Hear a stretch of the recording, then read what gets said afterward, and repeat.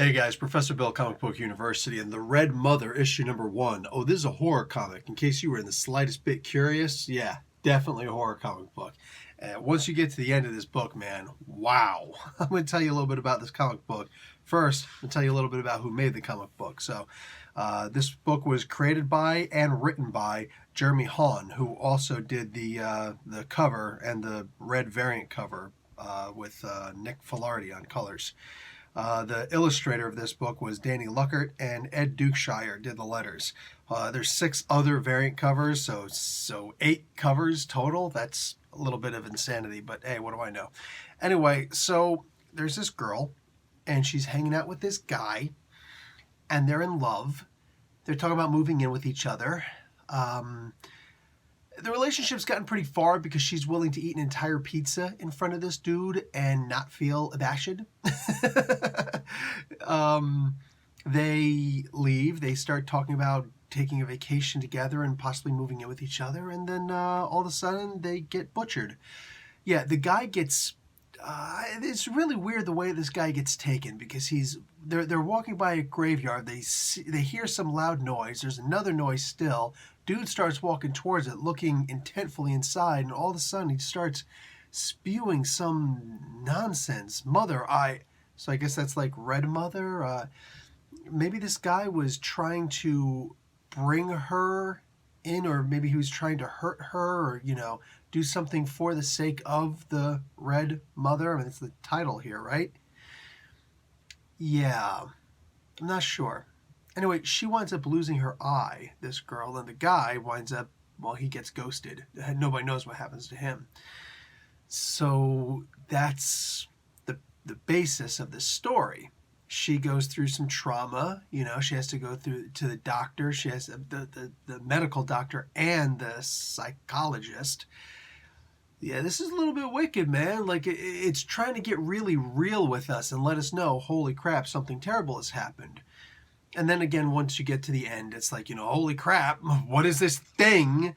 And it definitely invokes a certain level of terror inside of us. There's a unique kind of fear that all living sentient creatures, humans and animals, feel, and that is when something starts moving towards you, whether it's stalking towards you or it's running right at you. It's that constant movement just directly towards you. Anything that's got that 3-dimensional vision, like us, we just right away, we see it coming closer and closer, getting bigger, and it's like, what's its intentions? Holy crap, not cool, And it can cause you to completely wig out. That's kind of how this book ends. But now imagine it's something else. Yeah, I dug that. Now here's a part I didn't like about this comic book. Mind you, this is from Boom Studios. Boom has been putting out some really quality content.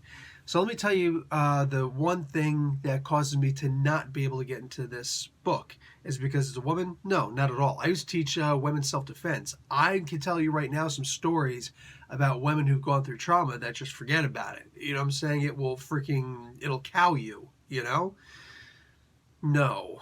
The problem is that this almost feels like it's trying to appeal to the elite. Look, there are a lot of people who have a sick, very unhealthy fascination with the wealthy. How completely talentless people like the Kardashians, could possibly ever become so important to American pop culture is rather repulsive to me. Let's just be realistic. These are do nothing, go nothing.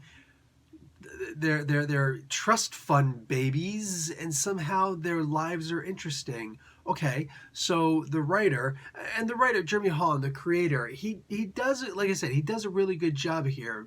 He's written a lot of Batman. He's written a whole lot of books, but here he chooses rich people. Now, are these like super elite wealthy people? No, not at all. Rather, these are a middle class, possibly upper middle class level of people.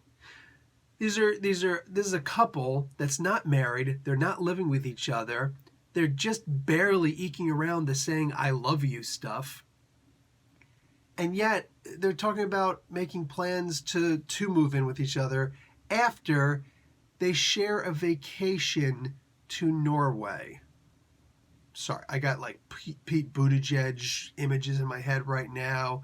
I've got images of, these people who hang out with friends named Parry and stuff like that. And I can't relate to that. I can't relate to that.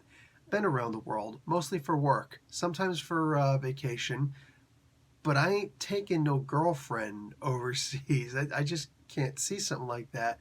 I just don't think I've ever had the money for something like that. So it's very hard for me to relate to these particular people. It's not oh, well, I'm glad it happened to you. No, it's more like, here's somebody who, it seems to me like nothing tragic has ever happened to these people. And all of a sudden, this girl loses her eye. Well, this woman loses her eye.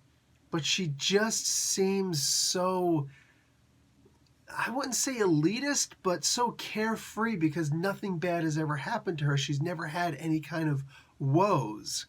And the biggest woes that everybody's concerned with today, the environment and money.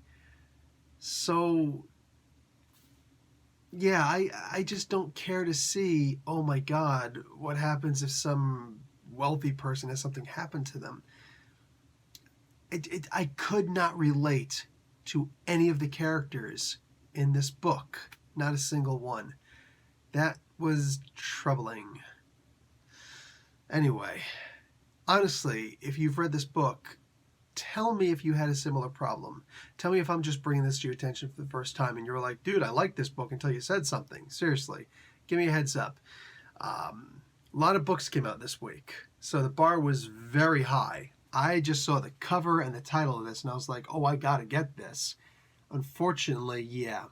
I just come to that sensation of, no, I just can't invest myself in this comic book.